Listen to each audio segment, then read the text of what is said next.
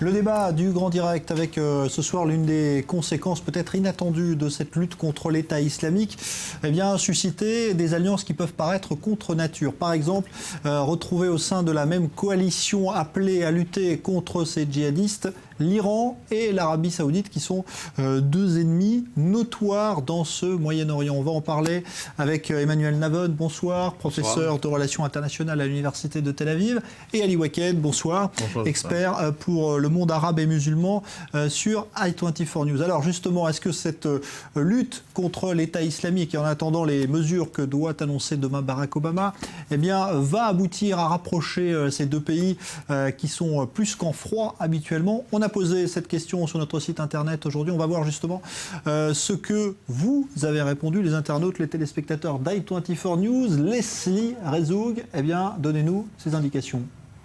Bonsoir Jean-Charles. Eh bien effectivement, comme vous l'avez dit, voici la question que nous avons posée ce soir à nos internautes. L'ennemi commun de l'État islamique parviendra-t-il à réchauffer les relations irano-saoudiennes? Regardons tout de suite les résultats du sondage. Comme vous le voyez, 23% de oui, 65% de non et 12% sans opinion.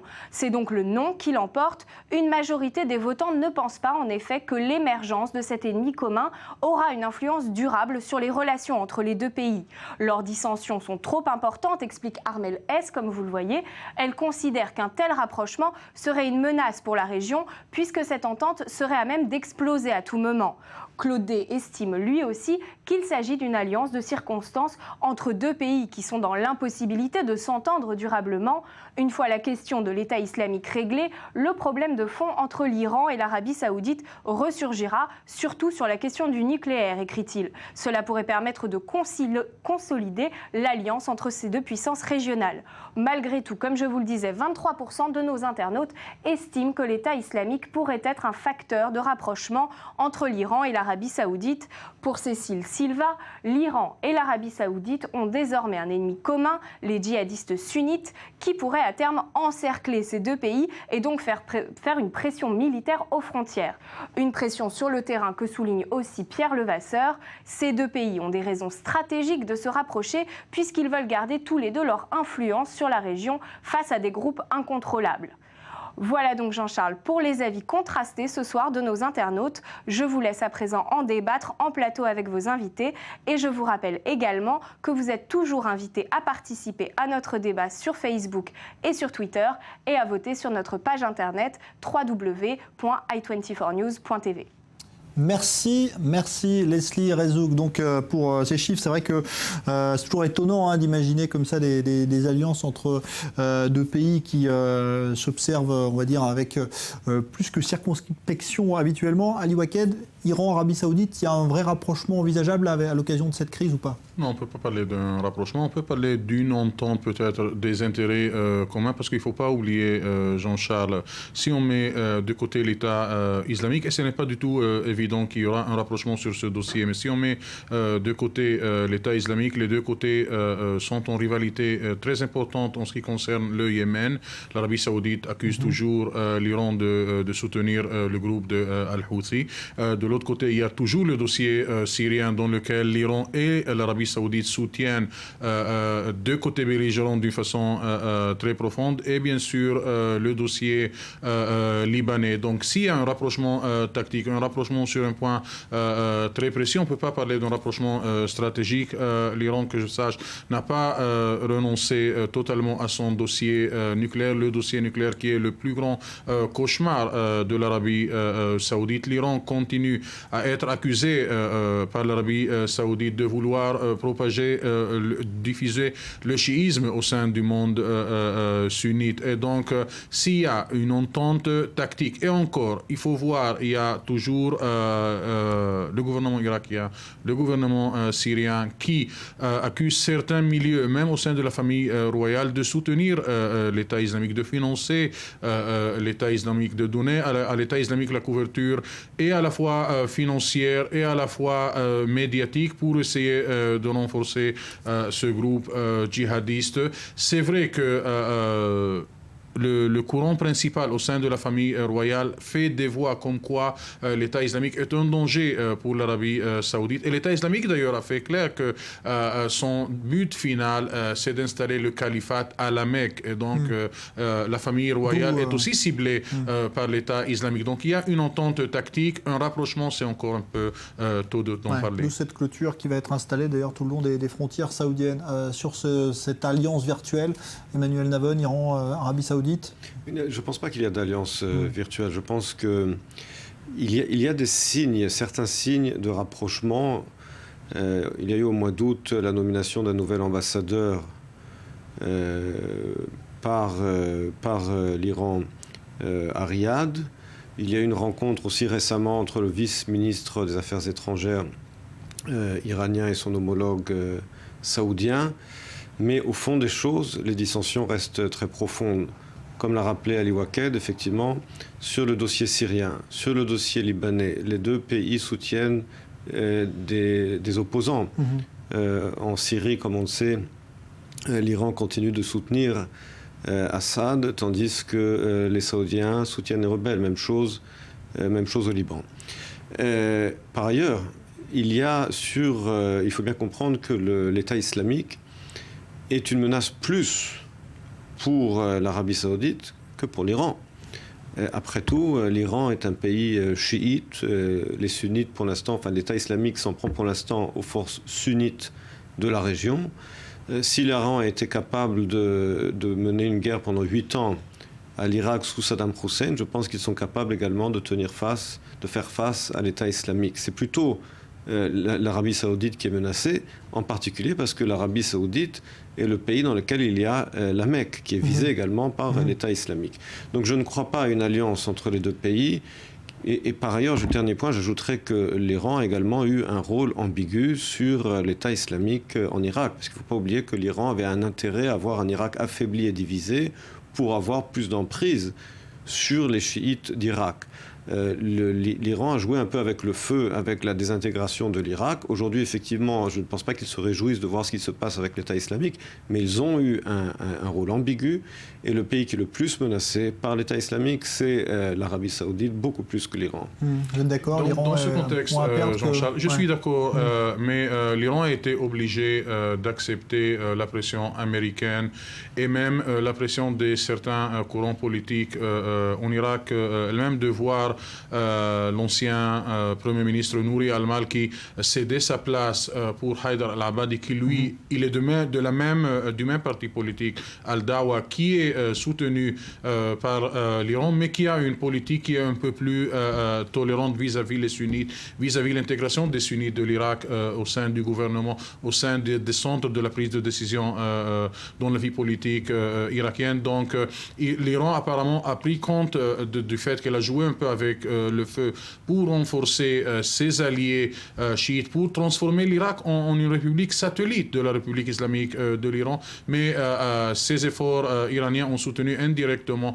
à cette poussée de l'État islamique, et du coup on voit l'Iran essayer de corriger un peu ce qu'elle a fait, ou l'influence, les effets de sa politique, en acceptant la montée au pouvoir de Haïdar al-Abadi, en acceptant de laisser la place aux sunnites au sein du gouvernement, on a accepté les négociations entre le gouvernement irakien et certaines tribus sunnites qui, eux, donnent cet environnement soutenant, cet environnement qui embrasse même un peu l'État islamique, parce qu'on sent le support, sont le soutien de ces tribus, des grandes familles, des entités tribales et sociales de la minorité sunnite. L'État islamique ne serait pas le monstre qu'il est actuellement. Et donc, on voit des conséquences tirées par l'Iran et par ses alliés au sein de la communauté chiite en Irak, pour essayer d'éloigner entre la masse critique sunnite en Irak et entre l'État islamique, sans sans la confirmation irakienne, sans le soutien de l'Iran, je ne vois pas Al-Dawa, le parti politique le plus important chiite de l'Irak, faire ce changement, faire céder Nouri al-Maliki sa place pour Haïdar al-Abadi, accepter de négocier même avec des éléments qui ont été une fois identifiés avec le régime Ba'ath de Saddam Hussein, tout dans le but d'essayer de confronter cet élargissement, ce renforcement de l'État islamique. Est-ce qu'à votre avis, ça va modifier la donne à long terme de ce qui se passe au Moyen-Orient ou pas, cette lutte contre l'État islamique? On verra demain ce qu'annonce Barack Obama, mais est-ce qu'à votre avis, ça va changer un petit peu les règles du jeu là, pour les années qui viennent, ou est-ce que c'est vraiment un phénomène qui va durer quelques mois? Je pense que d'abord, tout dépendra des résultats de l'action que Barack Obama compte annoncer. Henry Kissinger, par exemple, a dit qu'il fallait absolument anéantir l'État islamique et utiliser toute la force possible. Je ne sais pas ce que Barack Obama va adopter comme politique, mais s'il utilise une politique uniquement de bombardement aérien ici et là et que l'État islamique arrive, bon gré mal gré, à se maintenir plus ou moins au nord de l'Irak et dans une certaine partie de la Syrie, alors effectivement, l'État islamique pourrait cristalliser des intérêts communs de circonstances. Mais encore une fois, bien que les ennemis communs créent parfois des alliés temporaires en relations internationales, cela ne change pas les différences d'intérêts fondamentales. Et là-dessus, on ne peut pas oublier, lorsque l'on parle de l'Iran et de l'Arabie saoudite, bien entendu, du dossier nucléaire. Et là aussi, lorsqu'on parle d'un rapprochement, n'oubliez pas que les Iraniens sont des gens très sophistiqués, ne sont pas des naïfs, et ils savent quel est un des principaux pays qui s'opposent à leur programme nucléaire. Ce n'est pas seulement Israël, c'est bien entendu l'Arabie saoudite. Et cela fait partie, il faut bien le dire, de l'opération de charme du nouveau gouvernement iranien, d'essayer d'amadouer l'Arabie saoudite en utilisant l'État islamique comme prétexte. Mais comme je l'ai dit, cet État islamique, il est aussi indirectement une des conséquences de la politique iranienne en Irak, puisque l'Iran a soutenu pendant très longtemps la politique très très pro-chiite d'Al-Maliki, qui a complètement exclu du gouvernement et du pouvoir les sunnites et les Kurdes, et cela a jeté les Kurdes et les sunnites dans les bras, entre autres, de l'État islamique. Ce n'est pas la seule raison, bien entendu, mais je veux dire que cette politique d'exclusion des sunnites a contribué au succès de l'État islamique, et que cet affaiblissement de l'Irak, comme le disait tout à l'heure Ali, c'est vrai, sert les intérêts, ou a servi en tout cas les intérêts de l'Iran. Donc je ne pense pas que l'État islamique, même s'il se maintient, pourra fondamentalement changer les donnes de la région, même si ponctuellement, ici et là, ça peut effectivement créer des intérêts communs de circonstances pour des périodes limitées, mais cela ne changera pas les règles du jeu dans la région. Jean-Charles, c'est vrai que les Iraniens, quand ils essayent de présenter cette attitude, cette politique tendre vis-à-vis l'Occident en ce qui concerne l'État islamique, ils ont à la tête, ils ont au fond le dossier nucléaire. Ils veulent faire l'Occident payer peut-être dans cette monnaie du dossier nucléaire les services que l'Iran peut donner dans cette lutte contre l'État islamique. Mais il ne faut pas oublier aussi un élément très important dont on a négligé dans ce débat, le fait que Rouhani et Zarif y présentent un courant très important, réformiste au sein de la direction iranienne, qui veut vraiment lier avec les intérêts de l'Occident ou avec une bonne partie des États modérés dans la région. C'est vrai que leur volonté confronte une position très conservatrice de la part des gardes de la Révolution et de la part du guide spirituel Khamenei. Mais quand on parle de l'Iran, il faut parler de deux centres d'influence, de deux centres de décision. Une, malheureusement, en ce qui concerne l'Occident, n'a pas le pouvoir définitif de trancher en ce qui concerne le dossier nucléaire, en ce qui concerne les autres dossiers stratégiques qui concernent l'Iran. Mais il y a ici une sous-confrontation interne quand il s'agit des alliances avec l'Occident, quand il s'agit de changer la politique vis-à-vis des États arabes modérés. L'Iran de Rouhani et de Zarif veut s'intégrer dans cette région, veut minimiser au maximum les tensions avec le milieu sunnite qui est majoritaire dans ce Proche-Orient. Ouais.